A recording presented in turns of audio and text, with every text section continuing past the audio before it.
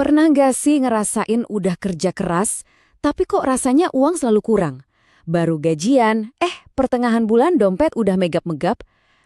Mungkin masalahnya bukan di jumlah uang kita, tapi di cara kita melihat uang itu sendiri. Yuk, kita coba bedah bareng-bareng. Ini nih pertanyaan yang sering banget muncul. Udah kerja banting tulang, lembur sana-sini, tapi kok rasa cemas soal duit nggak hilang-hilang ya? Saya ngergi banget rasanya.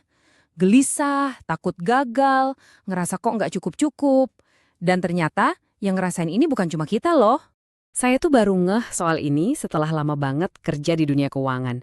Dulu saya pede banget, mikirnya udah jago soal uang.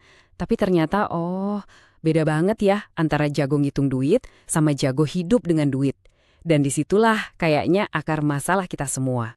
Oke, saya mau cerita sedikit soal pengalaman pribadi ya.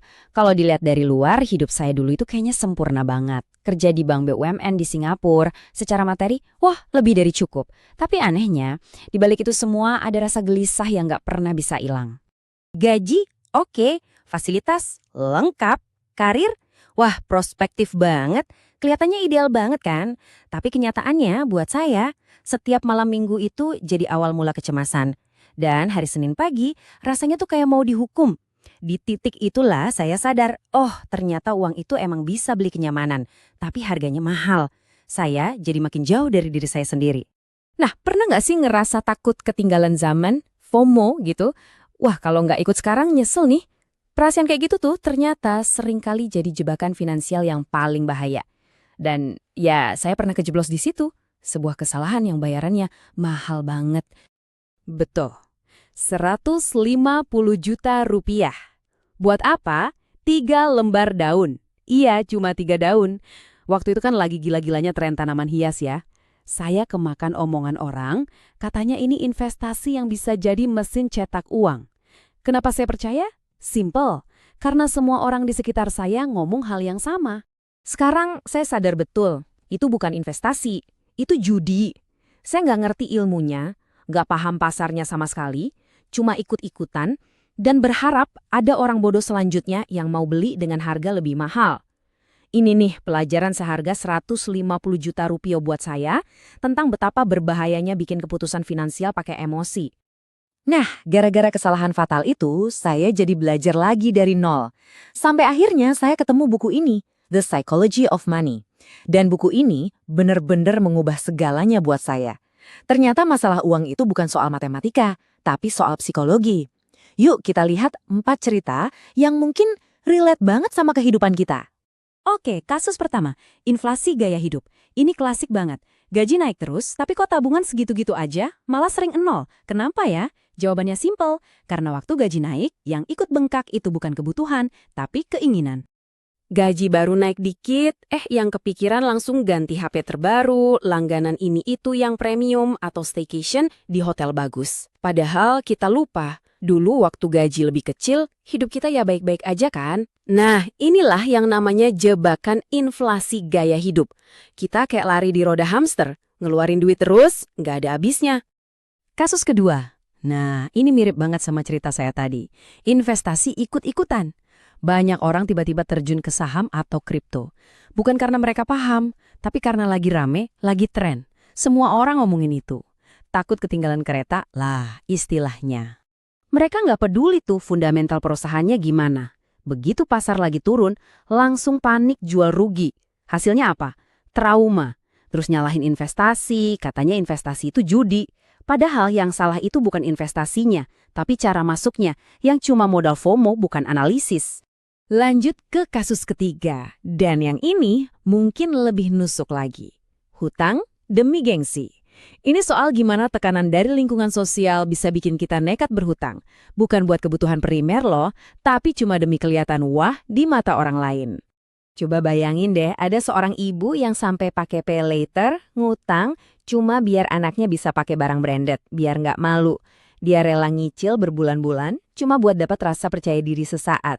Ini bukti nyata kan gimana emosi dan tekanan sosial bisa ngalahin logika finansial kita.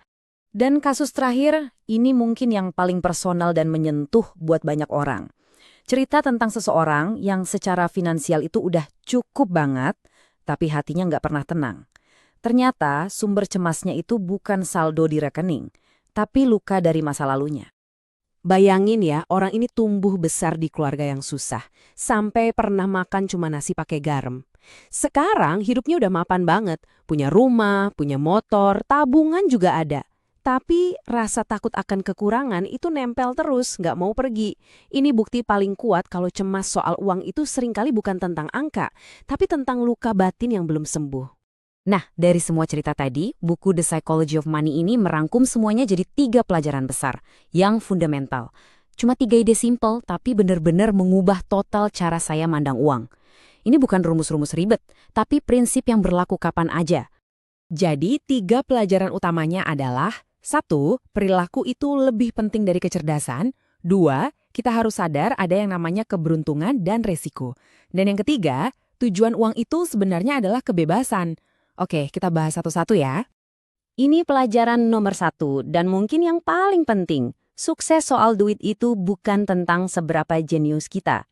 Orang biasa yang sabar, yang konsisten nabung dikit-dikit tiap bulan, itu bisa ngalahin seorang jenius finansial yang gak sabaran dan serakah. Jadi ini soal perilaku sederhana aja, sabar, konsisten, dan berani bilang enggak sama godaan-godaan. Pelajaran kedua ini benar-benar bikin kita jadi rendah hati. Coba lihat Bill Gates. Dia sukses bukan cuma karena dia jenius, tapi ada faktor keberuntungan besar. Sekolahnya dulu salah satu dari sedikit sekolah yang punya akses komputer.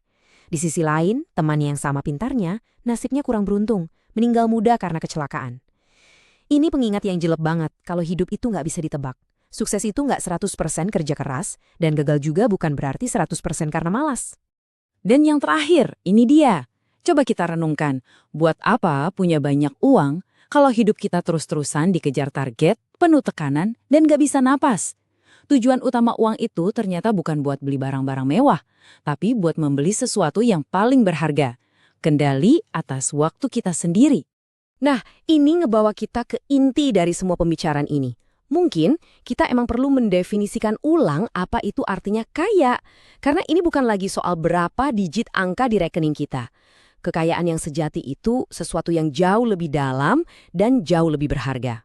Kekayaan sejati itu adalah kemampuan untuk bangun pagi dan bisa bilang ke diri sendiri, hari ini gue yang pegang kendali, gue yang nentuin mau ngapain, tanpa ada paksaan, tanpa harus ngebandingin diri sama orang lain. Itulah kebebasan. Kemampuan untuk mengontrol waktu kita sendiri, itu adalah dividen paling mahal yang bisa dibeli oleh uang. Jadi, pada akhirnya, ini ninggalin kita dengan satu pertanyaan besar. Jangan-jangan selama ini kita ngejar hal yang salah. Jangan-jangan yang kita butuhin itu sebenarnya bukan lebih banyak uang, tapi cara pandang yang baru sekali tentang uang itu sendiri.